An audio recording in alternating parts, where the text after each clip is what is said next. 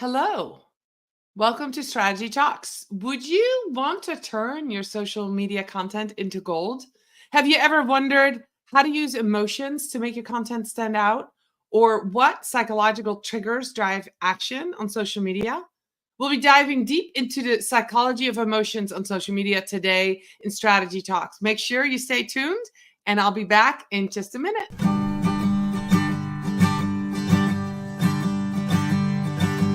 Let's strategize together.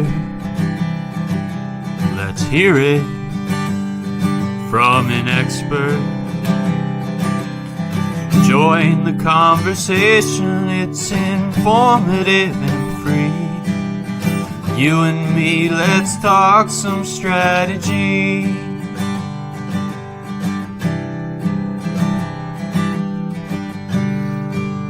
Here's your host, Dorien Morin-van.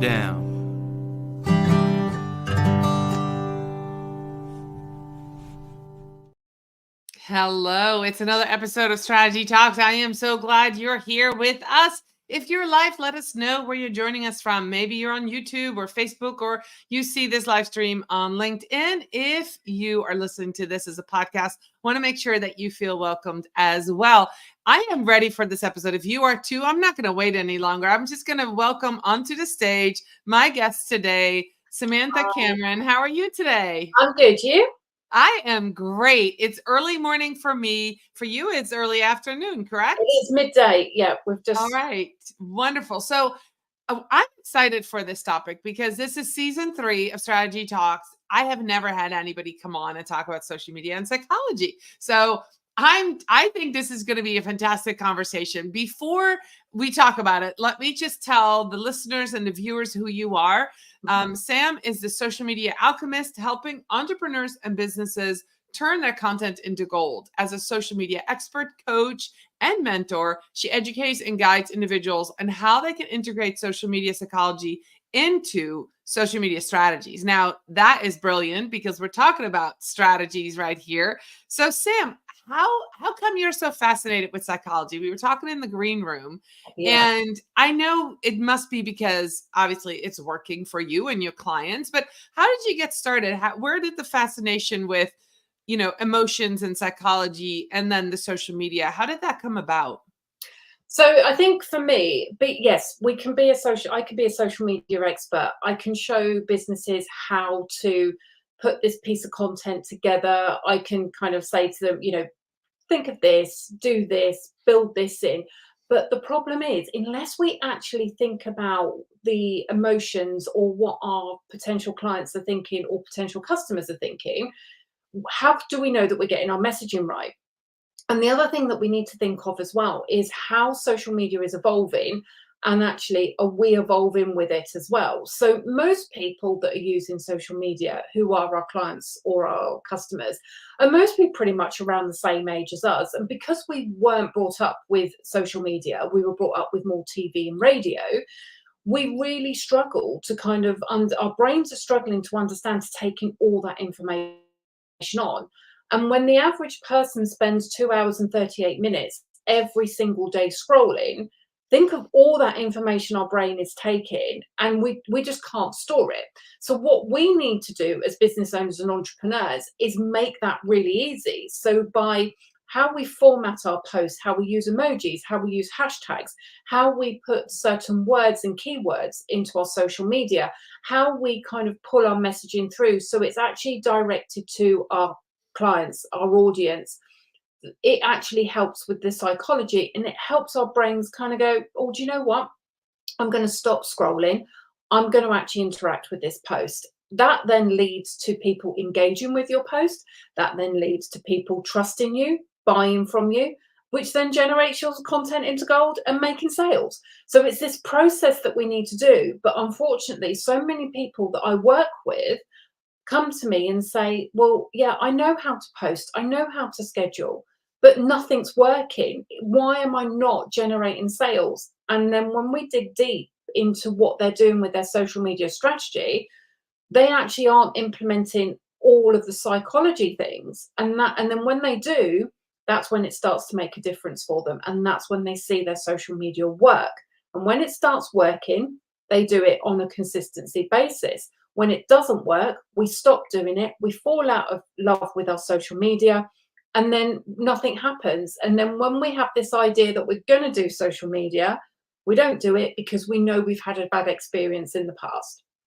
That is so true. I think a lot of us have been on social media, and even for somebody like me who's been on social media for 13 years, working as a social media manager and then social media strategist, there are times that I post that I get crickets, and I feel self-conscious. I'm like, nobody's hearing me, nobody's seeing me, right? So it's about the consistency, is about leveraging those emotions. So what are some basic principles? I know this is completely off script where I was going to go, but I'm hearing you say there's some principles that you need to adhere to. So what are some things that you can share with our audience that is here today, that is listening, that they can start thinking about as they prepare for either their next batch of content, or when they if they're a marketer, work with their client, or if they're business owners, want to evoke that emotion with their potential customers online? What are some things that need to think about or do to prepare to make it better? So the first thing we need to think about is keeping things really simple, because social media has become busier than it's ever been, and it's changing more than it's ever changed as well. And I don't know whether you've seen it, but someone is out there coaching people to write War and Peace when it comes to their Facebook posts or LinkedIn, and it doesn't work. So from a psychology point of view, we only have a 1 second attention span when it comes to social media content. It's 3 seconds when it comes to our social media profiles. So if you are writing War and Peace, okay, guys, we've got 60,000 characters to use on Facebook. We've got 3.5 on LinkedIn, but doesn't mean just because it's there, we have to use it all. What we want to do is keep it really simple and get our message across. So all people want to know is, what is the problem that they have? How are you going to solve it, and how they can get in contact with you? The next thing we need to think about is, don't use jargon. Keep things really simple again, but use keywords. So think about the keywords that someone would be using if they were searching for you on the internet. And these are the keywords you need to incorporate into your social media content and your strategy, because most of social media platforms now work on keyword search. So we need to make sure that we're using that. And I know that we hate doing this element as well, but we've all been asked to actually create the perfect client, create an avatar, who they are.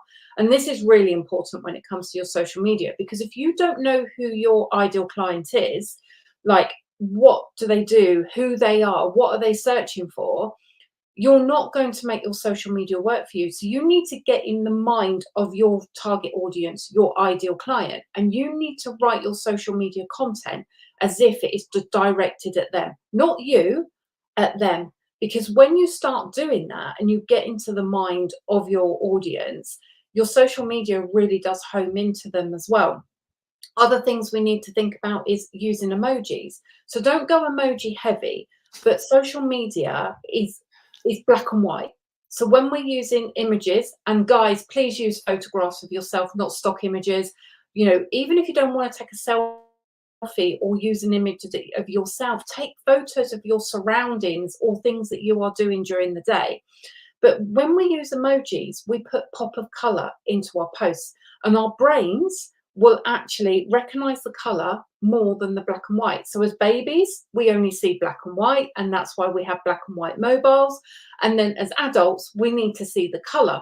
But the other thing we need to think about with emojis as well, the emojis that we are using will represent the colors of what we're feeling.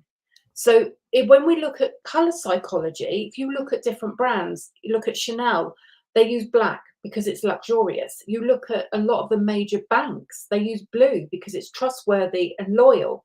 You look at purple, that's normally fun. Green is environmentally friendly. Red is for food. So again, when you're using emojis, you might want to use emojis to express how you're feeling with emotions, but also think about the colors and what the colors mean that will then get your audience actually homing in on your post, to then build your brand, to build your identity, to build that trust with you as well. And that's some of the things we need to think about.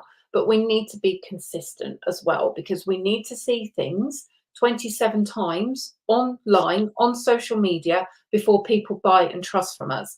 So if you're somebody that so for example, if you've got an event in 3 months' time and you just put a post out today promoting it and saying, buy your tickets from me now for my event in June, you're mostly not going to sell out your event.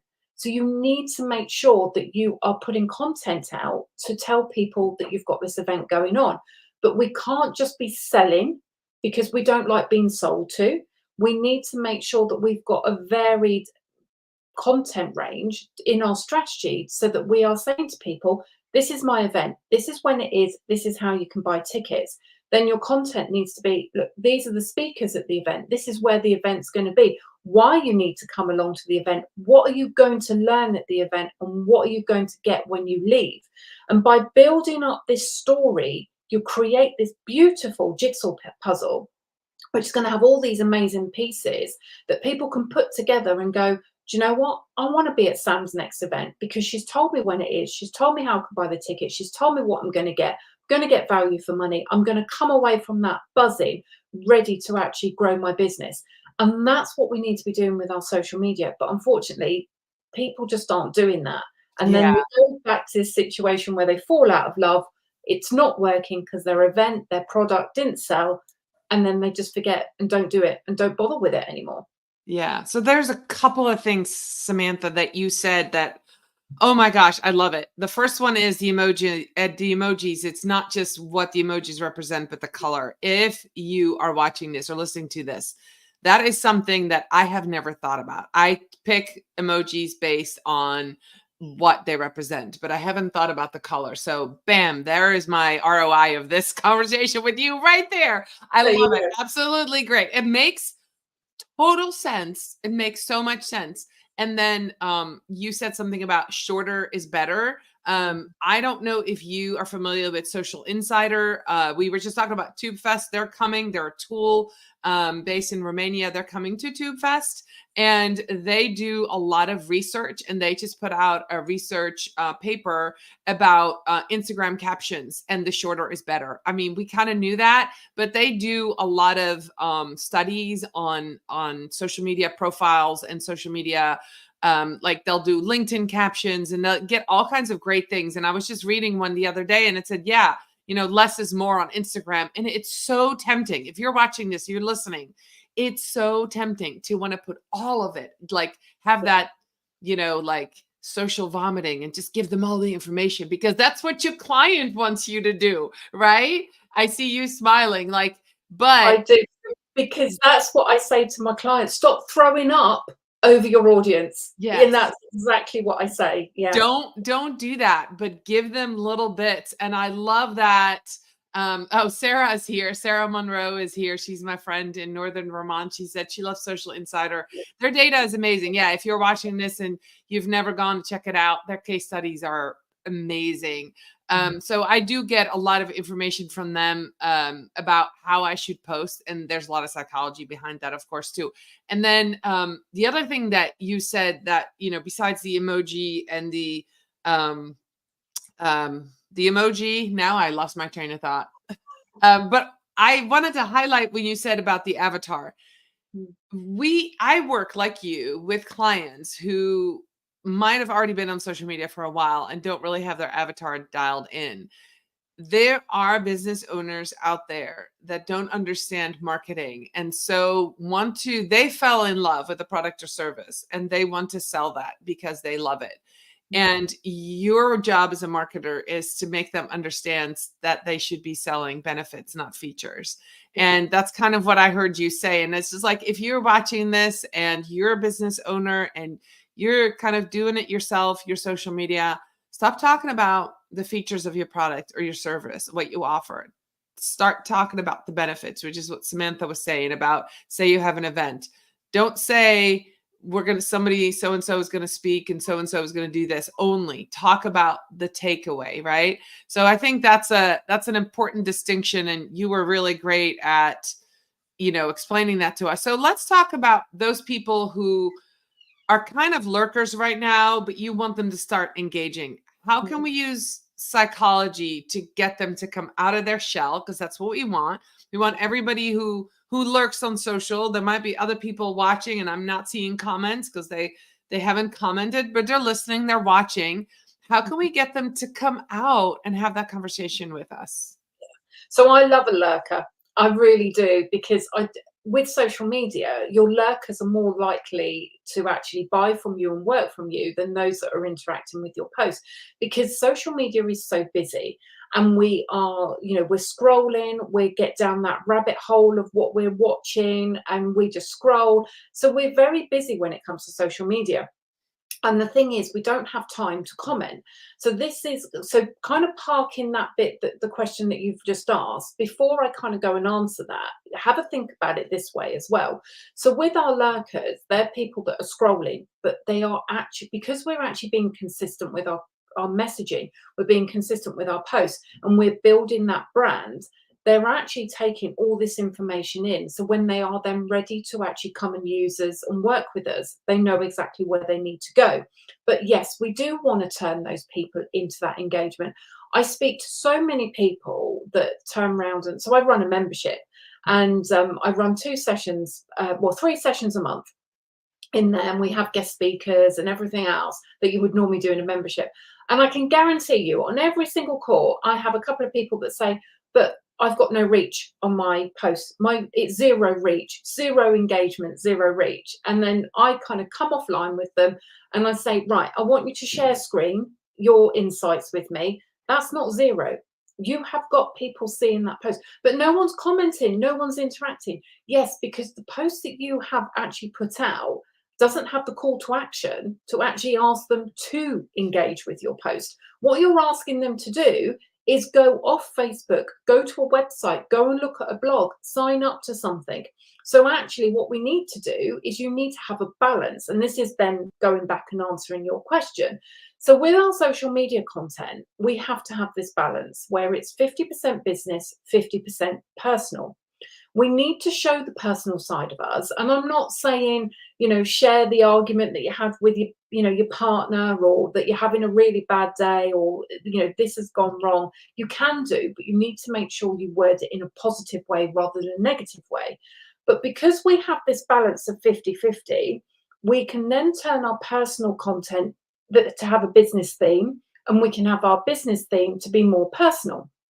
And then what we're doing, we're inviting people into our world. We're inviting people into our lives so they get to know us. They get to build those relationships with us. And before you know it, they think they're our best friends, so that they don't actually ever have to meet us because they know exactly who we are. But what we want them to do is we do want them to engage. So when you're creating content, you have to make sure that you're putting content out there that has got that engaging element. So this is where the call to actions come in. So if you're using a call to action where you're promoting an event or a product, you will add a link, and that's where you're taking them. But we need to ask questions as well. So if you want somebody to interact, you need to start asking questions. For example, I put on a post this morning, which is basically, I'm terrible for coming up with ideas and running with them. And my team have to rein me in because they're like, no, Sam, stop. We don't have, you don't have time to do that. Focus on this one thing, no shiny penny and all that. But I woke up this morning and so basically I'm running an event in November. I've had over 100 people asked to be speakers at that event. I've only got 3 slots. So what can I do to ensure that those 97 that don't get a speaker slot at my event in November have some airtime with me? I've created a week-long summit. Okay, and I just thought about it this morning. I've said to the team, right, this is the dates we're doing it. We're going to run with that and we're going to do it. So this morning I put on my social media on Facebook, who else gets these ideas? And before you know it, you've put a date, you've given it a name, and you've put it on your Trello board. And so many people have commented because they're like, yeah, I do exactly the same. I'm the same. I'm the same. I'm the same. It's the full moon, blah, blah, blah. So what we need to do is we need to make sure we are getting our audience to engage with us. And it doesn't necessarily have to be business stuff, because what happens is with the algorithm, if you put a post out that's engaging, your post then starts growing momentum and it's up here. But then if we put a business post out, which we know we're not going to get much engagement, we've got the lurkers, we've got people looking at it instead and taking and retaining that information. We want it to ride on the algorithm of this amazing post. Yes. So sometimes what we need to do is we need to get a post out. And the reason why I put that post out this morning was because later on, I'm going to be putting out a post that is going to be selling to people. And I want that post to ride off the back of this one. So there is method in the madness, but this is why we need to have this balance. We know personal posts get really good engagement. So use the personal post for the business post to then ride, because I then find that my business post will get the engagement that I want, whether it's reactions, interactions, or people buying. So there's lots that you need to think around by your strategy, but when you start implementing all these little things, it starts to work. All right. I have a follow-up question to you. You talked about, and I know I've talked about this on the show. If you're watching, if you're listening, you've heard me talk about this before, but there's a difference between sharing personal things and private things. And you said 50% business and 50% personal. Yeah. Where do you have clear boundaries on what you will and will not share on, for example, we're mainly talking LinkedIn. That's really where there's a business place for us to share some more personal stuff, but it really truly is a networking space. Is there a boundary that you've set yourself or that you share with your clients or your membership that you say, this is, you should never say this or you should never do that? Or do you leave that up to everybody on their own? I think it's a personal choice. One thing that I always say to people is don't be political, try not to be controversial, and try not to be negative. So if something negative has happened in your world, then try and put it as a positive, because I think the thing is we can't all be happy and our world is amazing and I've got it all and my life is absolutely perfect. You know, I'm quite happy and honest to say I do think I have it all. I would like to say that 90% of the time my life is perfect, but that's how I choose it to be. 10% of the time I'm rocking in a corner wishing that I could just put a straw in a gin bottle and drink the damn thing. But the thing is, we need to, that is expressing who I am. And we do need to be us. We need to be real. I love the saying by Oscar Wilde, be you, because everyone else is taken. Yes. Don't try and be someone else online. Because if you do meet people face to face and they kind of get in front of you, they've built this relationship up with someone that's online. If they then meet you face to face and you're a completely different person, that relationship is ruined straight away. That has happened to me so many times. Has that happened to you too, where you feel like you know a person, their picture is not updated, and you go to a conference and you run into them and they know you and you have no idea who they are because they don't even look or sound or act like the same person. That personality online does not match. That's happened to you too. You've got to have that personality come through. And this is where you then decide what you want to share. So I'm very open. I will share all kinds of things. So, I won't share. Well, if I was going to have like a tiff with myself and my husband, we don't really argue.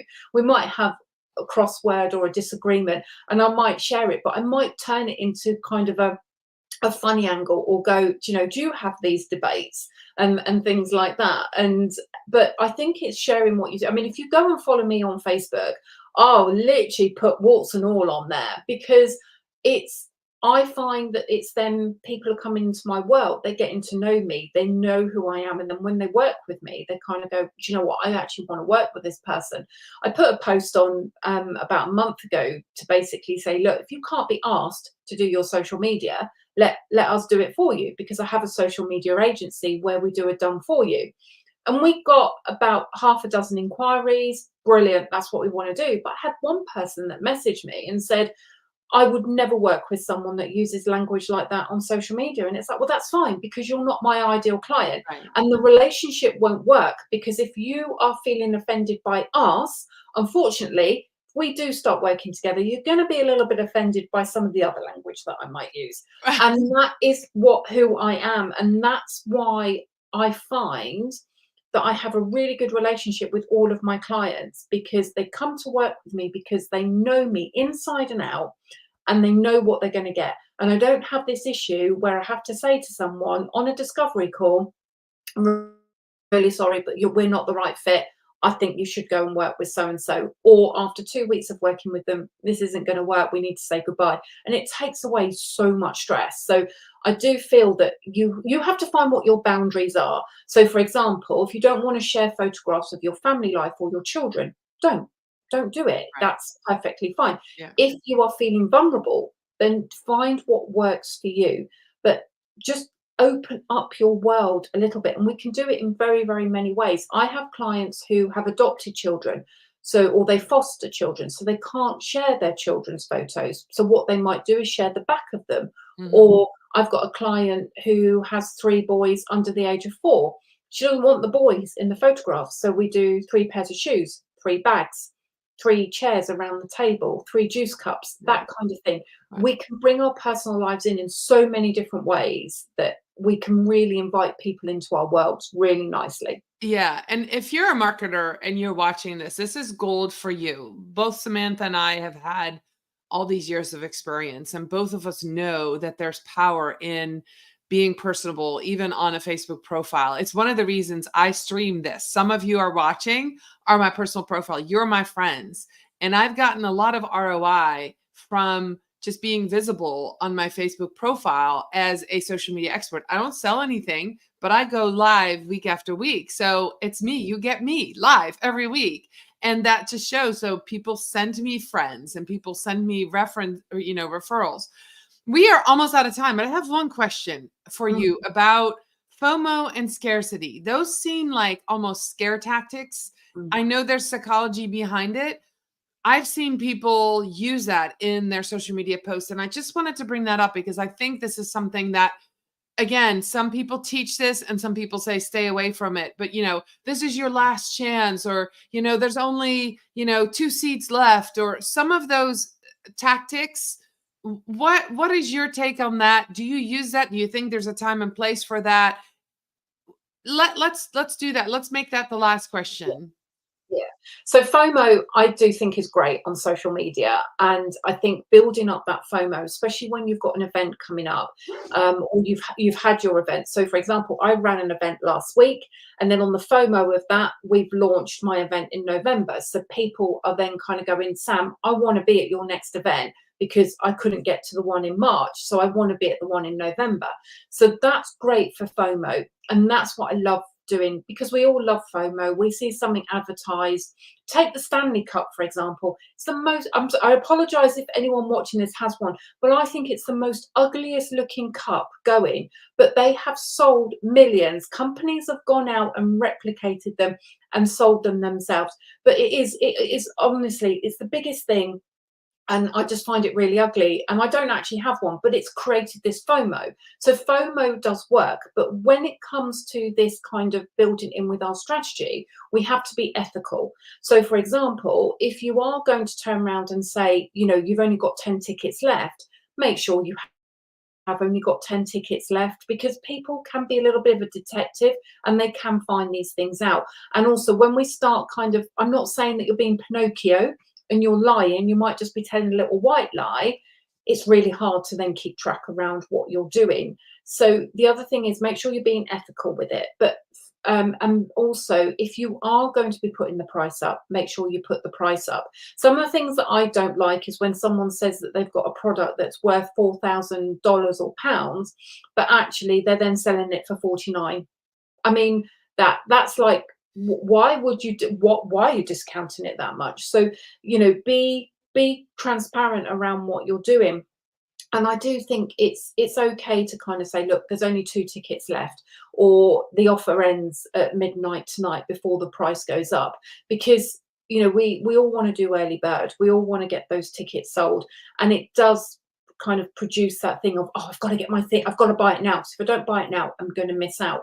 But one of the things, so this happened to me, my event that I ran last week, we had an early bird price, but I sold out within 2 weeks.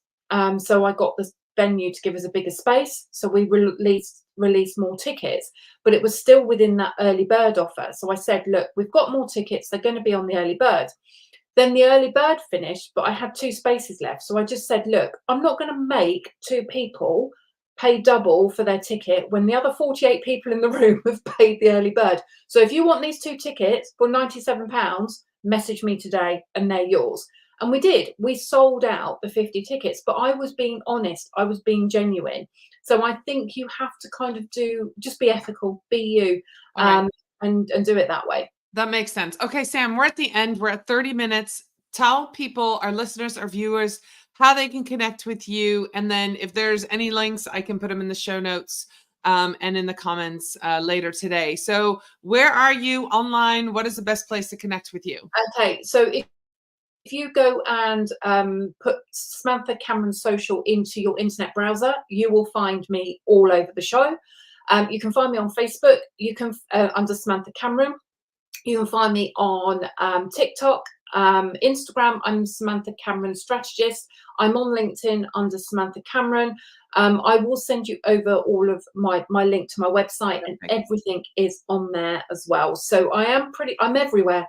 That's awesome. Well, I'm really looking forward to meeting you in real life in Birmingham in May at Tube Fest. So if you're watching this, this is my second or third guest, third at least, maybe even fourth guest. That's also going to be part of Tube Fest. If you want to learn more about video, want to learn more from brilliant people who are implementing all the tips they're giving, because I think that is really the lineup that we have at Tube Fest. Connect with Sam or me. We'll tell you where to get your ticket. You can do a virtual ticket, an in-person ticket. I'll be there. Sam's going to be there. Robin Wade was on my show, is going to be there. Louise Brogan was on my show. She's going to be there. So please come. And Sam, I really appreciate you being with me today, talking about social media and psychology. Isn't fascinating. I think we could talk another 3 hours, but maybe I'll have you back on the show another time. Thank you so much, everybody else, for being with us today. And I'll see you next time. Bye, everybody. Bye.